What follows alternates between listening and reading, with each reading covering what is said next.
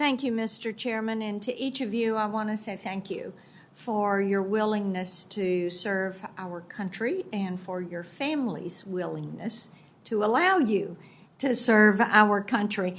Mr. Lohman, I want to come to you first. FSRM is something that we in Tennessee talk about a good bit because, as you're aware, we have a heavy military presence in our state, and this is something important to us. What is the current backlog on FSRM? What is that deficit right now?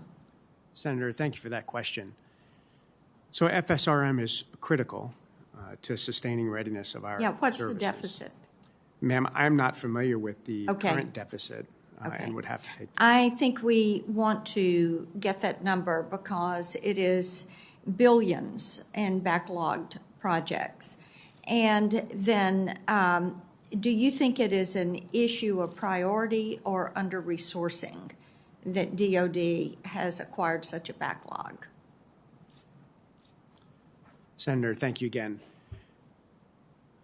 I understand, Senator, that the Deputy Secretary of Defense has created a new position, Assistant Secretary of Defense for Installations, Energy, and the Environment.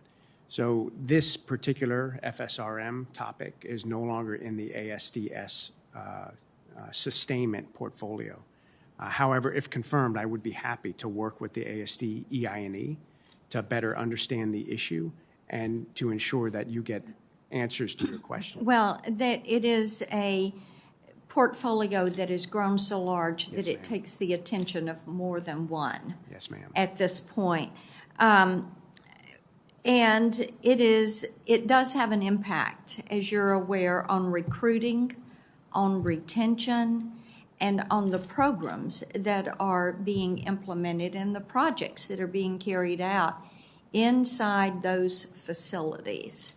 So I would like a commitment from you that if you are confirmed that you will visit Arnold Engineering Development Center in Tennessee with me.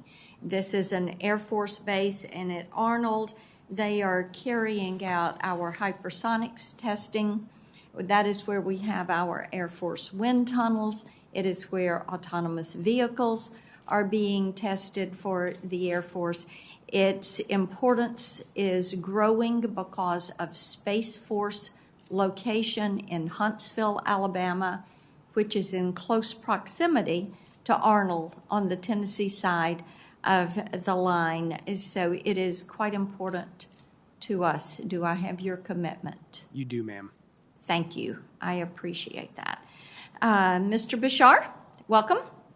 How does the Air Force balance this initiative that Secretary Austin has started with a working group on countering extremist activities? And this is something that from our families of enlisted men and women, I'm hearing a good bit about this because you've got to hit a balance with that so that you, and you have to look at how it impacts the rights of the person in uniform and their personal beliefs and the role that the department is going to have there and protecting these civil liberties. So how do you do that?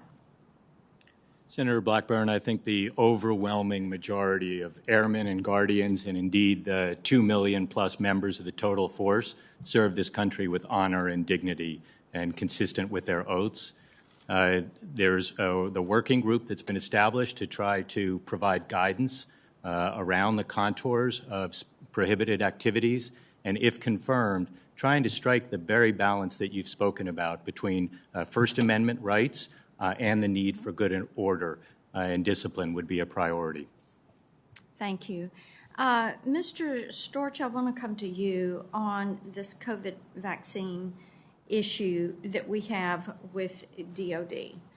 At Fort Campbell, we've heard a little bit about this, as you can imagine. And by the way, Mr. Chairman, I noticed that we have a series of letters from Senator Johnson in his capacity. Have these been submitted to the nominees or submitted to the record for discussion? Excuse me, ma'am? Okay, I'm referencing the letters. There are a series of letters that Senator Yes. Tuberville. Have they been submitted to? They have the not been record? submitted to the record yet. Okay, ma'am. let's submit them to the record and Without as objection. questions for response. I think that would be important to you, Mr. Storch.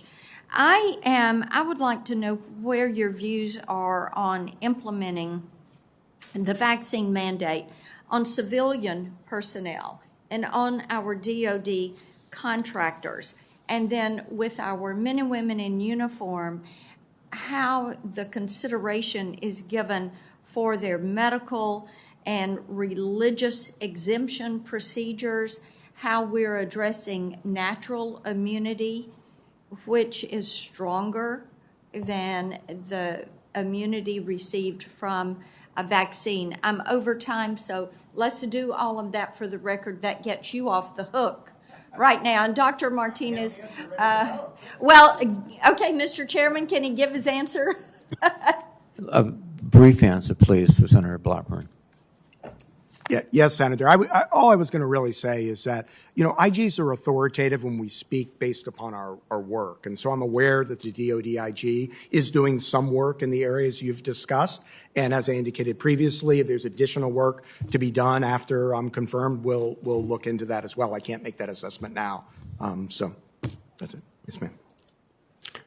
Thank you, Senator Blackburn. And could I ask the witnesses to move their microphones closer?